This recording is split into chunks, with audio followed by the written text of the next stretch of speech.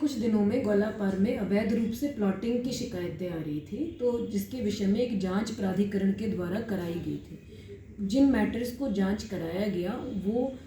इस तरह के मामले निकले कि रेरा का एक नियम है कि आप जो है एक निश्चित मात्रा में यदि भूमि का विक्रय करते हैं या एक निश्चित संख्या में यदि आप जो है आवासीय भवन, आवासीय इकाइयाँ जो है भूमि पर निर्मित करते हैं, तो उससे ज़्यादा में रेरा के अंतर्गत पंजीकरण कराना अनिवार्य होता है। उक्त नियम में जो है ये परंपरा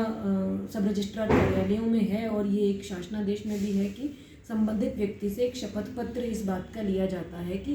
वो जो विक्रय कर रहा है या जो है आवासीय जो भी यूनिट डेवलप कर रहा है वो रेरा के प्रावधानों से आच्छादित नहीं होता है। उक्त शपथ पत्र के आधार पर रजिस्ट्रियाँ चल रही थी। इसमें इस व्यवस्था में कुछ शिकायतें प्राप्त हुई कि लोगों के द्वारा झूठा एफिडेविट दिया जा रहा है और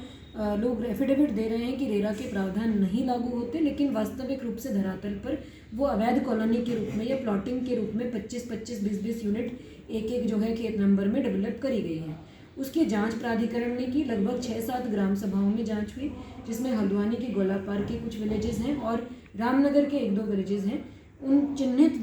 जो शिकायतों के अंतर्गत चिन्हित खाता नंबर थे, उनमें एक पूरी रिपोर्ट डिटेल बनाकर सब रजिस्ट्रार को भेजी गई थी उक्त खेतों में, उक्त ग्रामों में रोक लगाए जाने के लिए। तो बाद में ये संज्ञान में आया कि सब रजिस्ट्रार के द्वारा प्राधिकरण की जो है आपत्ति और आख्या के बाद भी उक्त खातों में रजिस्ट्री की जा रही थी, जो प्रमुखता से समाचार पत्रों के द्वारा भी प्रकाशित किया गया और शिकायतों के रूप में भी प्राप्त हुआ। इस पर सब रजिस्ट्रार को यहाँ हल्द्वानी और रामनगर को हम लोगों ने पिछली बार मीटिंग के लिए बुलाया था। उनको ये निर्देशित किया गया है कि जो खाता नंबर और विलेजेस जहाँ इस तरह के शपथ पत्रों के वायलेशन, उल्लंघन के मामले सामने आए हैं, जो प्राधिकरण के द्वारा लिखित में सब रजिस्ट्रार को रिपोर्ट करके भेजे गए हैं, उन खाता नंबरों में जो है एक तो शपथ पत्रों की जांच होगी। वो शपथ पत्र यदि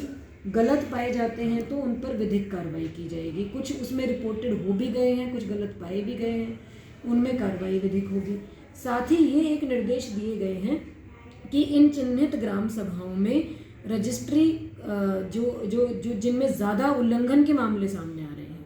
उनमें रजिस्ट्री करने से पहले रेरा का जो नियम है उसमें मात्र शपथ पत्र पर ही जो है निर्भर ना रहा जाए, कुछ संख्या भी ले ली जाए। तो रजिस्ट्री को रोका नहीं गया है, ये भ्रांति फैलाई जा रही है। रजिस्ट्री रोकी नहीं गई है, उनको क्रॉस चेक कर शपथ पत्रों को क्रॉस चेक करने की एक व्यवस्था लागू की गई है, ताकि शपथ पत्र का जो झूठा एफिडेविट देकर जो है इलीगल प्लॉटिंग करने के मामले आ रहे हैं उन पर रोक लग सके। उनमें किसी प्रकार से जो आगे पुराने वायलेशंस हो गए हैं और जिनमें वो चीज़ जांच में सामने भी आ गई है, उनमें विधिक कार्रवाई भी की जा सके और भविष्य में इस तरह की जो प्रॉपर्टी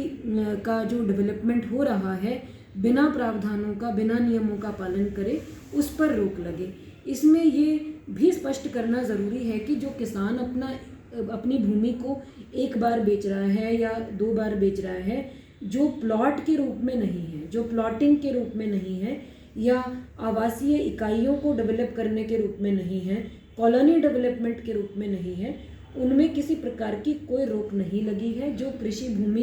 व्यक्ति अपना 1 बार बेचता है, 2 बार बेचता है, ऐसे कुछ खाता नंबर और ऐसे कुछ गांव चिन्हित किए गए हैं जिनमें एक ही खाते में 10 बार, 15 बार, 20 बार जो है रजिस्ट्रियाँ हुई हैं और उनमें रोडें भी डाली गई हैं, उनको कॉलोनी के रूप में डेवलप भी करा गया है, उनकी जांच हुई है। जो